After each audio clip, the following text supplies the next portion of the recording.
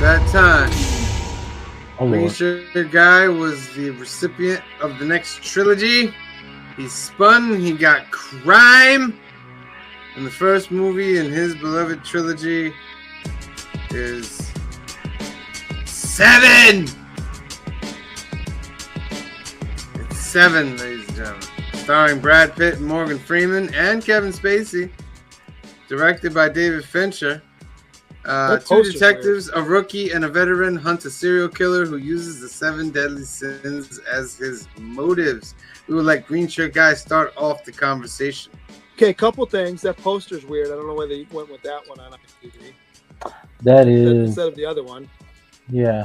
And Brad Pitt's not a rookie in it. So much so You're he right. says it He's not a several rookie. times. He's a rookie to that department, maybe, but Yeah. he's not Department, a rookie. yeah. So what can I say about this movie? It's tough to say you like this movie based on what it is. I think it's really well done. It's a David Fincher movie, so it's always psychologically and emotionally challenging, if you will. That's all of his movies are kind of that way. You never feel easy through this whole movie. At least that's the way I feel. I'm watching this going, this is, even from the opening credits, you're just like, something's not right with this movie. It's really well done. I think all of the big actors score in it. Even Arlie Ermy, who's kind of a side plot. He's their boss. I think he does really well. But no, it's just really well done. I haven't seen it in forever, so like, and we'll go into it, I'm sure. So I don't want to spoil it. I'll let you guys all talk too. The closing moments, I knew what happened, but part of it I had lost the connective tissue to till I knew what the final. But there was a couple things that I noticed this time that either I forgot about or didn't notice the first time, which I thought was interesting. What I did notice this time also was, and I've never seen The Exorcist because I like to sleep at night, and that movie's probably beyond what I want to watch. But there's a line in some movie that I quote all the time where the guy says, "I need a young priest and an old priest," and I think we get that in this movie too, because you have Freeman and Pitt, so you have a young priest and an old priest, if you will, investigating this crime. That's where I'll leave off. I'll let you guys talk, and I'll come back in with other stuff. I was talking with C Bizzle before we went live, and though it is a good movie, I hated this movie at the end of the movie. 100%, right? I knew how it ended. I knew how it ended, but just watching it a second time, I was like, "Oh, I hate this movie. I hate this movie so bad," because it's like it just ends like on such a down note, like. Well, and like even they lose, they completely lose. They lose everything. Yeah, sort of. Yes, you know what I mean? Yes. Like yes and no. Maybe if he didn't shoot him, I'd be like, all right, you know what? He didn't shoot him. They win in the fact that he doesn't become Wrath. You know what I mean? But he shoots him, and I'm just like, there's nothing here for us. But great movie though. How about when he shows up and they're having the whole conversation and he says, if you don't agree to the deal, you'll never find the other 2 bodies, right? And so he's baiting them because there won't be 2 more bodies if they don't go out there. Right, because he's one of the bodies. Yes. Yeah, he's one of the bodies, right. Yeah. Oh, that's so... And you would never find the wife's head. It would just be a box sitting out in the middle of nowhere. Kamara says, I thought he did become Wrath because he shot. No, he did become Wrath. But my thing was, if he doesn't shoot him, he doesn't become Wrath, and the guy doesn't, and he doesn't win. Right. You know what I mean? But I totally understand him shooting him. Like, totally. Like, oh my God. So, did you notice how Brad Pitt, his arm is wrapped after he falls on the car? He really broke his arm. Oh, really? So legitimately broke. Incorporated into the plot, and he severed some tendon in his hand too. So they just so that they didn't have to change the shooting schedule. He got it fixed or whatever, and they just incorporated it into the plot. Isn't that wild? Yeah. Yeah. Yeah. That was a great scene when they went to his apartment. Yes. And he's like coming up with the groceries, and he's just like, bah, bah, bah, bah, bah, bah. I was like, oh, let's go. And did you know, this is another little note that I knew about this movie. You know all the notebooks that you see? Uh-huh. They're all full. Yeah. So that if Morgan Freeman Fincher was such an anal, whatever you want to call him, made sure that they were all full, had like interns and whatever writing random just stream of consciousness stuff in there. So when he would pick one up, it would look full on screen. He could pick any random book out of the shelf and it would look right. Wow. That's so. I think the part that really with the body that was starved. Yes. Yeah. Oh my god. Sloth, you mean? Sloth. Yeah. Well, you know, you think he's dead because I knew it was coming this time, and it still made me jump. Yeah. I was like, oh, that was crazy. And I totally forgot Kevin Spacey was in this until he shows up and he surrenders himself. Right. I was like, oh, that's right. No, you see him for briefly when he takes the picture. Remember? Yeah, but it's quick. You can't really. Right. You know what I mean?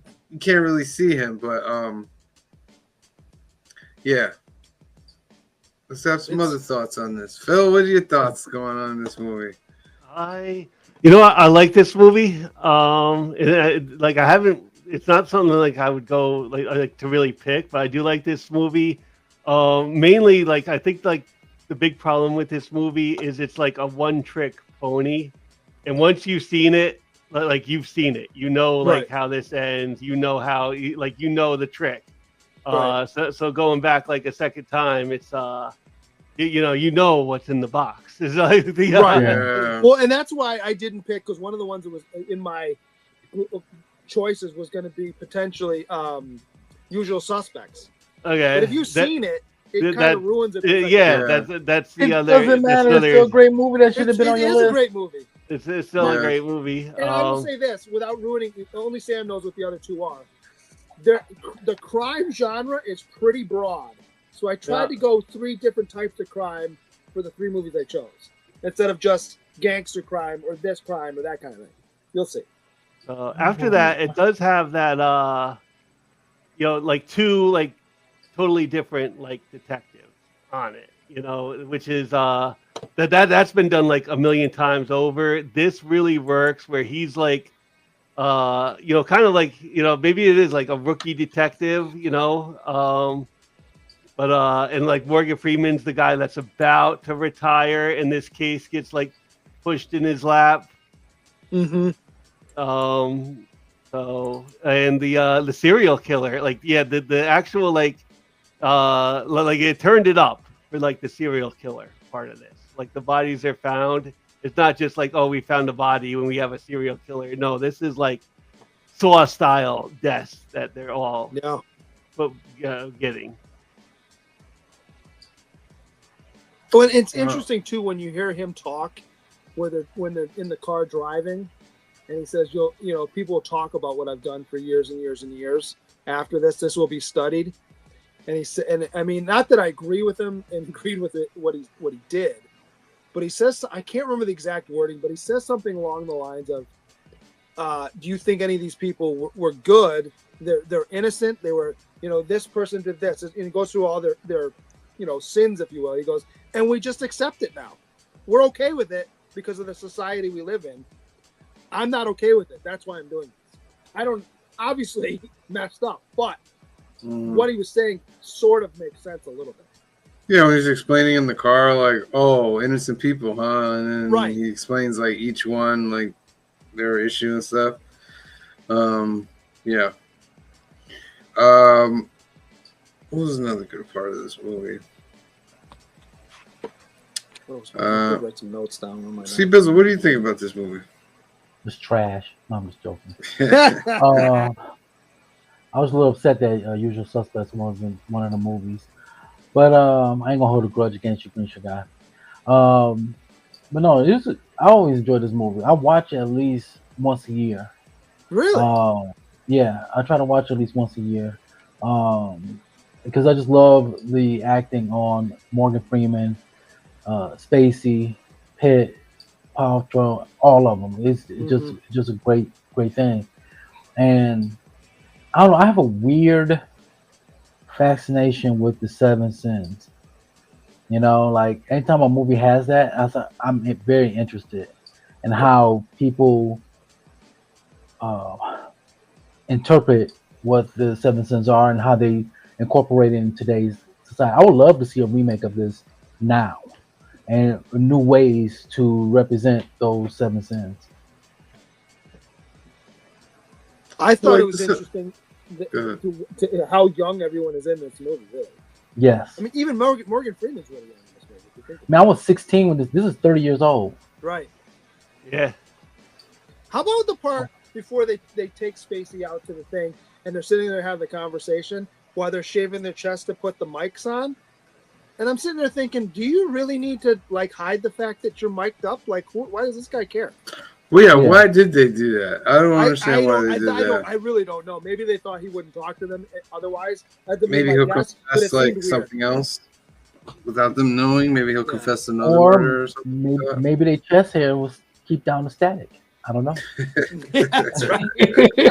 that was yeah, like you know that's a good point. Maybe they probably didn't need like to wear the wire like that. They could probably just I'm not really sure they would have like they would have like made the deal with him. Like if they would have found those other two bodies, I think like no, we're just gonna I don't think they like that like in all reality like no like police DA is gonna like, hey, we got this serial killer and he wants to take us for a ride. Right. I mean, it's possible they didn't fully trust him, and that's why they're like, he's saying this for whatever.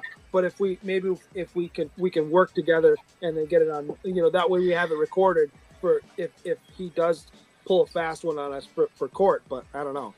That's nothing with the lawyer. Like, I don't know how people can be a lawyer for somebody that. Well, you know what I mean? Like, to be said for that, but everybody does deserve a defense, right? Everybody does, but it's like you gotta be. That's what this country's built on. Whether we like it or not, everyone deserves a defense. And the Greed was one of the lawyers, right? Greed went to the lawyer. Yes. Cliff, what do you think about this movie? I enjoyed it more than I remember enjoying it. Like, they're really good. Morgan Freeman's very good in this movie. And Kevin Spacey's pretty good. My God, the ending, though. I know what's happening, and it still gets me. Yeah. And just like Sam said, where you're still upset at the end. I was like, it's really good. And it's pretty good, Like, I forgot, like, how graphic they got with the sins. Mm-hmm. I mean, I'm at the point where I'm like, I'm surprised they didn't just show us the head straight up. Right. Yeah. That's. It did feel a little abrupt right at the very end, though.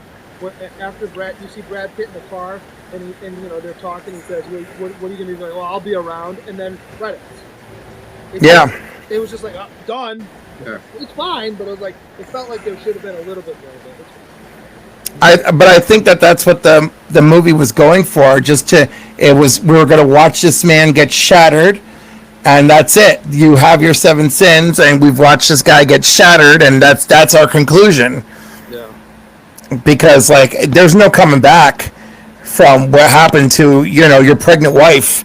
There's no coming back from this. Yeah, there's no coming back.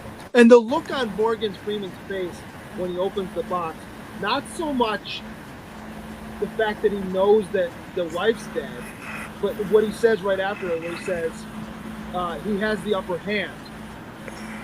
Go away, don't whatever said next, don't come down here. Yeah. Instantly, he knows they're in trouble. Right. Oh yeah. Like another thing, like all right, we're gonna let this serial killer take us for a ride. They would have had backup like on the ground, like right there. Like it would have just been a helicopter. There's backup going on the ground. Yeah. Let's get into some numbers, ladies and gentlemen. We're gonna start off with C to the Bizzle. Why always gotta be the black man that gotta go first? Okay. What? It's black privilege. Black privilege. Side note, the primary of the film was filmed in Los Angeles, downtown. Okay. Yeah. So I really enjoyed this movie. Go ahead.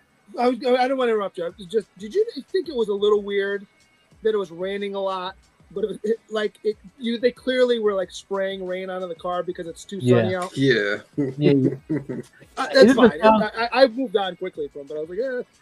It's been times where I've seen like it rain and it's kind of sunny out, but not like how they did it. Right. So I really enjoyed this film. Like I said, I watch it at least once a year or whenever if it comes on like streaming and it just pops up because certain streaming platforms like Tubi, once one movie is done, they just start off with another movie. Yep, and sometimes this will get on here with all licensing and all that stuff. It will get on some of those type of streaming platforms, and I just sit and wait. And then okay, I'm just gonna sit and watch this because it's so intriguing. Like I love stuff like this, like trying to find the killer, even though I've seen it a bunch of times. Same thing like with Usual Suspects. Even though I've seen it a bunch of times, I want to watch it again. Just in case I miss something. So I really enjoyed this film. I love the acting of all everybody involved. Spacey, especially being the villain that he always plays good villains. It's rare when I see him play a real good guy, but mainly when he plays a bad guy, I really like it. I would give this movie an 8.5. 8.5. All right, Phil. I am going to go. I like the movie. I like it a lot. It's a great detective story. It's just real quick. I learned this too. It's spelled like with the 7 because that's how it's done in the credits, in the opening credits, where like all the posters, and, even like the cover and stuff, is spelled like the regular way. Mm-hmm. So like it had switched for the credits, and I always wondered like why is it like spelled with the 7? That's how it was done in the opening credits. I liked it a lot. It sounds this is like one of those like AC3 movies, so it's Dolby Digital for me, where it's not just like machine guns and helicopters through the whole soundtrack, which is like a lot of what these like AC3 laser discs were. Those machine guns, helicopters, explosions. So it was a little bit refreshing on that. But really good detective story. The other nice thing to note about this is like the cover of the laser disc. You're not going to be able to see it because the light has to hit it just right. But on the front and back cover are the 7 deadly sins are written like they were in the movie. Oh, that's cool. So yeah, you got to catch like the light just right with it. So I'm not going to be able to do it with the camera. For a score though, I am going to give this movie 8. It is a really great detective movie. It's a dark movie. I do enjoy it a lot. And it's like it's one of those movies though you see it once, and like the first time you see it is like all right, everything's like a surprise. The second time it's like all right, I know what's coming up. It's still a good movie. Is it like a lot of like mysteries and do suffer that, and this suffers that too. So I'm giving this 8 for Phil. Clifford. How was the soundtrack on the Laserdisc? It's good. It sounds good. Okay. Yeah, it sounds good. I'm really glad that I haven't seen this movie in many years because although the memory of the ending is burned into my mind, like watching it out was very satisfying. And I just think the casting was so great and the cinematography too. So yeah, 8 from me. 8 for Clifford. I'm also going to give this movie an 8. The only thing, the ending got me mad, but the rest of the movie, I liked the way the plot moved along. I liked the way Morgan Freeman and Brad Pitt worked off each other. I liked the musical score, how it changed the moods. Even Gwyneth Paltrow for a little bit that she was in the movie was really, really good, so I'm going to give it an 8. And now, Green Shirt Guy, your final number. So, again, like I said at the beginning, it's difficult to say I like this movie because of it's mentally or emotionally just it doesn't resonate with, if you guys know me. So this doesn't resonate with the kind of movie that I normally would watch, but I think it's so well done. And it still bothers me to this day with what happens in the movie. So I have to give it its due because of everything it does. Everybody scores in it, like I said. You're right. Gwyneth Paltrow's in the movie for 5 minutes, but she's great at it. And she has two really great scenes. Because she has the scene where she invites Morgan Freeman to dinner, and the dinner scene is amazing. Just the conversation that they're having. And if you remember when they had the conversation about we didn't see the apartment for 5 minutes at a time because the real estate agent wouldn't show it to us because he knew about the subway train. And there's a lot of tension, and then they all start laughing. And it kind of breaks the movie for like 30 seconds. That scene's great. And then the scene where she meets with Morgan Freeman, where you find out she's pregnant, but she doesn't want to tell Brad Pitt. And he's like, abortion, the issues aside, I'm not going to go into that whole thing. I mean, you guys probably know where I land on that. He basically says to her, if you're not going to keep it, don't tell him. Yeah. Don't tell him. Just, But if you do keep it, spoil the hell out of that baby. Correct. Yeah, it's like I said, she's in the movie for really two big scenes, and then you don't really see her. I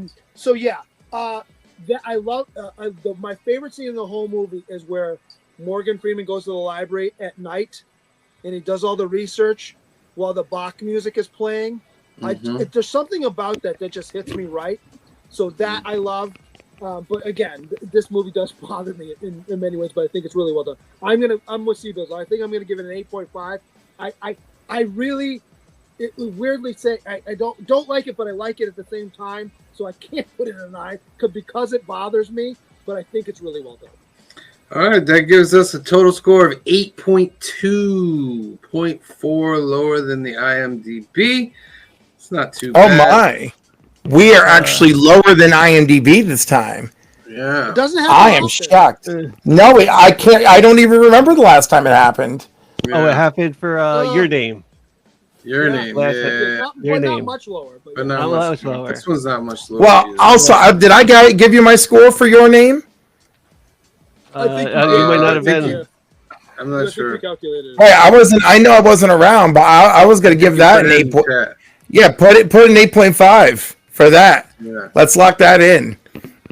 All right, ladies and gentlemen, that's our numbers for 7. So next week is part 2 of Green Shirt Guys Trilogy. Brightest day. Where are the heroes?